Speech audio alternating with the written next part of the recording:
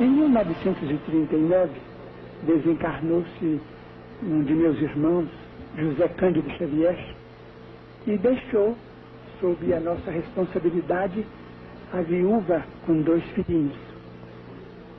A viúva de meu irmão era uma moça extraordinariamente humilde, extraordinariamente bondosa, e em 1941 ela foi acometida de grave distúrbio mental. O assunto é longo e eu vou resumir para que não venhamos a tomar muito tempo.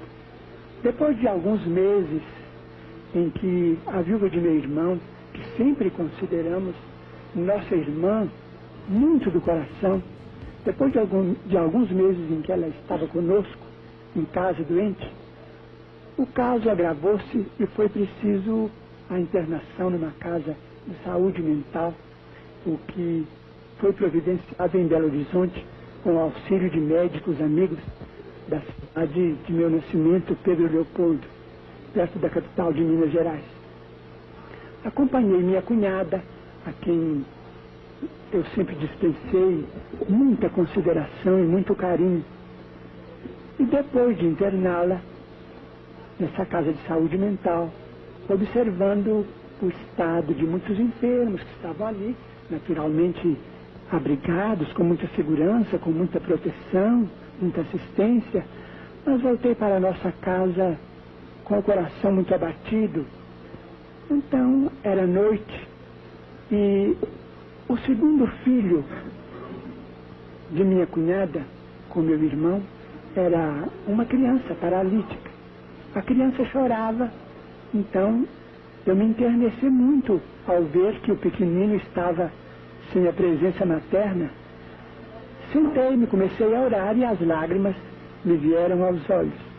Pensando em meu irmão desencarnado, muito moço ainda, na viúva, tão cedo assim, numa prova tão difícil, e sentindo a minha incapacidade de dar a ela a assistência precisa, senti que a minha emoção era muito grande. Então, achegou-se a mim o espírito de nosso Emmanuel e me perguntou por que é que eu chorava.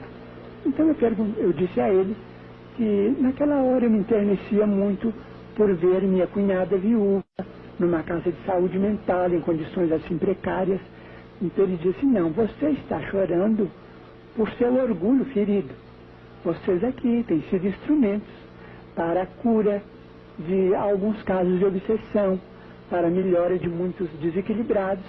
E quando aprove ao Senhor que a aprovação viesse debaixo do teto de vocês, você está com o coração amargurado, ferido, porque foi obrigado a recorrer à assistência médica, o que é muito natural, e uma casa de saúde mental, um sanatório, um hospício, é uma casa de Deus.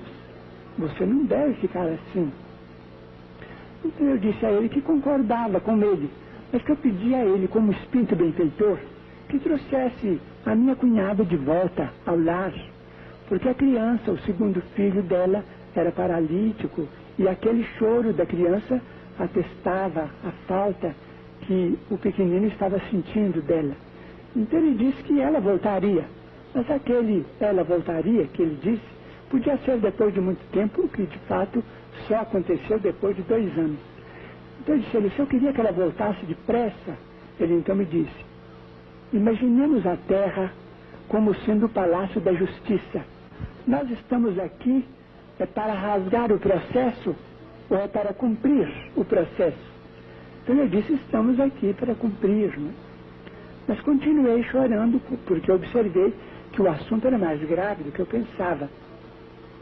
Então ele disse assim: por que você continua chorando? Eu então, querendo me agastar muito indevidamente, porque a minha atitude era desrespeitosa diante de um amigo espiritual tão grande e tão generoso, eu disse: eu estou chorando porque afinal de contas o senhor precisa saber que ela é minha irmã. Então ele disse assim: pois eu me admiro muito, porque antes dela você tinha lá dentro daquela casa 300 irmãs, e eu nunca vi você ir lá chorar por nenhuma.